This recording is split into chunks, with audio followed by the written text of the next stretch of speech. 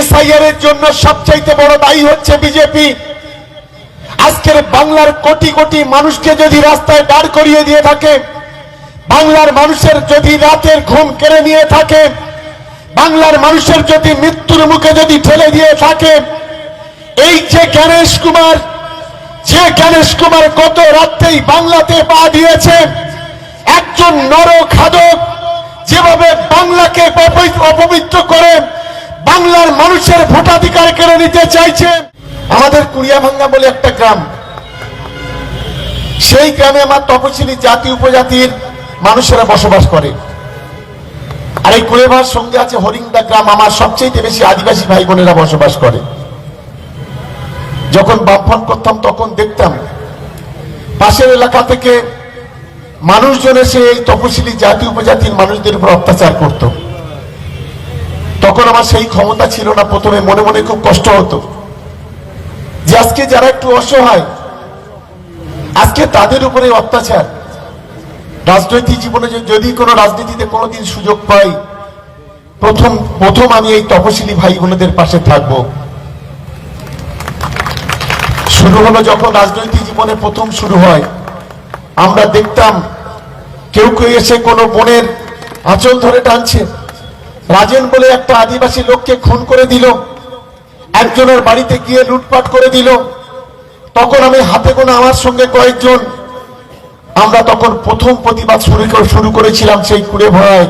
আজকে সেই কুড়েভাড়া বলি, হরিংদা বলি, 80% তপশিলি ভাই বোনেরা 80টা ভোট যদি পড়ে, তার 79টা তৃণমূল কংগ্রেসে পড়ে, 79টা আমাদের দিকে তাকিয়ে ভোট দেয়। আমি তাই আপনাদের কাছে অনুরোধ করব, আজকে এই যে এসআইআর এর জন্য সবচাইতে বড় দায়ী হচ্ছে বিজেপি।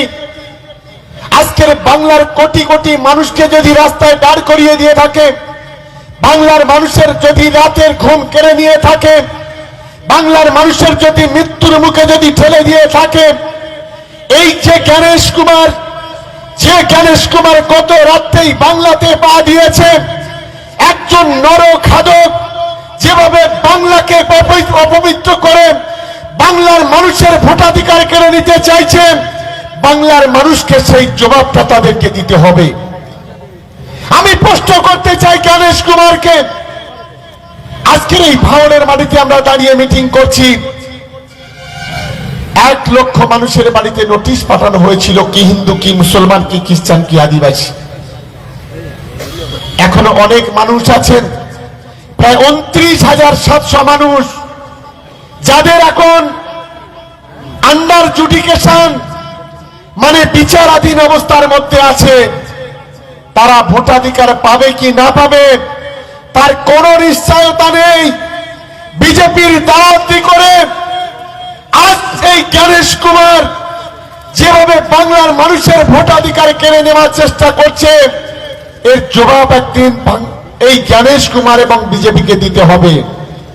এর জন্য আমাদের সকলকে মাথায় রাখতে হবে যে মাত্র কয়েকটা দিন সামনে নির্বাচন, এই নির্বাচনকে সামনে রেখে আমাদের চোখ কান খোলা রেখে বুক চিতিয়ে আমার প্রত্যেকটা সহকর্মী ভাওড় বিধানসভার মাটিতে হিন্দু মুসলমান খ্রিস্টান আদিবাসী আপনারা যারা আছেন, তাদের প্রত্যেককে মাথা উঁচু করে সিটটারা লড়াই করতে হবে। কারণ আমাদের মুখ্যমন্ত্রীর নাম মমতা বন্দ্যোপাধ্যায়, আমাদের সেনাপতির নাম অভিষেক বন্দ্যোপাধ্যায়। আজকে যে দিনটা আপনারা জানেন, আজ থেকে যুবসাথীর টাকা ঢুকছে। স্বাধীনতার পরে সর্বপ্রথম বাংলায় 1 কোটি যুবক যুবতী যারা আজকের বাংলার যুবসাথীতে নাম লিখিয়েছে এবং প্রত্যেকের ব্যাংকে 1,500 করে টাকা আজ থেকে ঢোকা শুরু হবে।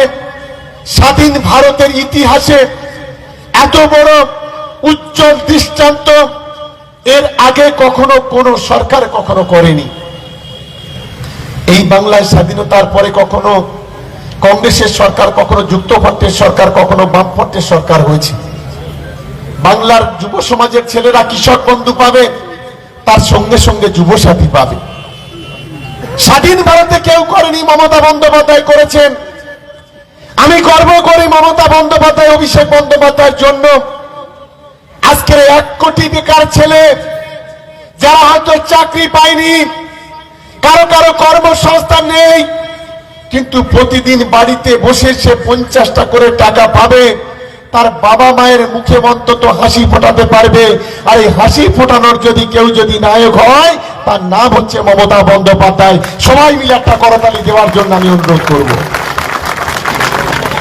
ইতিমধ্যে আপনারা শুনেছেন, আজ থেকে সরাসরি মুখ্যমন্ত্রীতে যারা ফোন করেছিলেন, সিএমআরওতে এই ভাঙড় বিধানসভাতে এর আগে আমরা 20,000 ঘর দিয়েছি।